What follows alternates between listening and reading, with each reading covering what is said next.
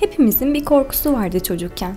Kimisi doktorun elinde gördüğü iğneden korkardı, kimisi dolabında saklandığını düşündüğü öcülerden. Kimimiz sokakta gördüğü köpekten ürkerdi, kimimiz ise evin duvarında gördüğümüz örümcekten. Ben de çocukken bunlardan korkardım. Ama benim en büyük korkum onlardı. Sürekli hareket eden, dönüp duran ve birbirlerinin yerine geçebilen minik canavarlardan bahsediyorum. Harfler ve rakamlardan. Dün gibi aklımda hala. Okula başladığımda diğer arkadaşlarım kadar çaba göstersem de onlar kadar iyi okuyamıyordum. Okurken ve yazarken sürekli takılıyordum. Çünkü harfler rahat durmuyordu bir türlü. Mesela şu an yazılan cümleyi okumaya çalışırsanız ne demek istediğimi anlarsınız.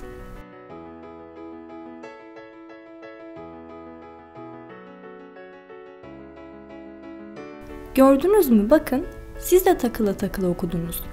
Üstelik kaç yıldır okuma yazma bilmenize rağmen. Ben ve benim gibi olan arkadaşlarım yazılanları sizden daha farklı algılayabiliyoruz.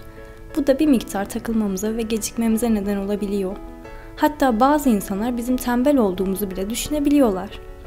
Ama durum hiç de öyle değil. Daha sonra öğrendim ki yaşadığım bu farklılığın adı disleksiymiş. Üstelik okuma yazma konusunda zorlanmada yalnız değilmişim ve sayımız oldukça fazlaymış. Aslında bu durum okuma, heceleme ve yazma becerileriyle ilgili beynimizde olan bir farklılıktan kaynaklanıyormuş. Ne yazık ki insanların çoğu bunun zeka gelişimiyle ilgili olduğunu sanıyor. Oysa bu durumun zekamızla hiçbir ilgisi yok. Aslında zekasıyla öne çıkmış birçok disleksili ünlü isim bulunmaktadır. Kimler mi?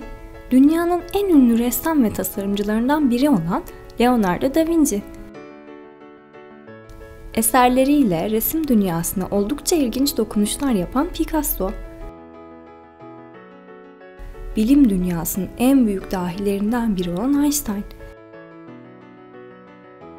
Ve çok önemli bir mucit olan Edison. Bu kişilerin ortak noktaları eğitim hayatlarının ilk dönemlerinde yaşadıkları büyük sıkıntılardır. Bu kişilerin en büyük şansı çevrelerinde kendilerine inanan aile ve sevdikleriydi. O kişiler sayesinde muazzam başarılara ulaştılar. Biliyor musunuz? Aslında ben de çok şanslıydım. Eğer beni anlayabilen ve her zaman yanımda olan ailem ve öğretmenim olmasaydı belki de bu mücadelede başarısız olacaktım. Okuma ve yazmada zorlansam da resim yapmayı çok seviyordum. Çünkü resimler beni kandırmıyorlardı. Mesela bu ağaç. Ağacı istediğiniz gibi genişletin, uzatın, daraltın, ters çevirin, döndürün.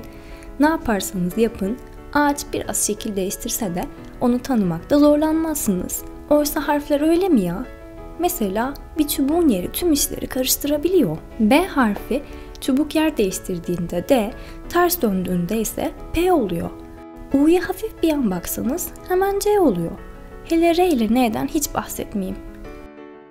N bir anda çoğalıp M'ye dönüşebiliyor. İşte bu yüzden resimlerle aram hep daha iyi oldu. Hatırlıyorum da çocukken bu yanlış okumalar yüzünden çok komik anılarım olmuştu. Bir keresinde öğretmenimiz yaz tatilinde ödev olarak okumamız gereken kitapları tahtaya yazmıştı. Eve gelip de anneme almamız gereken kitapları söylediğimde epey bir gülmüştük. Zira alacağımız kitapların bazılarını daha farklı hayal etmişim. Harfler, rakamlar, kelimeler her ne kadar çocukken kabusum olsa da hayallerime giden yolda en büyük yardımcılarım oldular. Eğer siz de çevrenizde okuma yazma sorunu yaşayan, sıkılmış bir çocuk görürseniz benim hikayemi onunla paylaşın lütfen.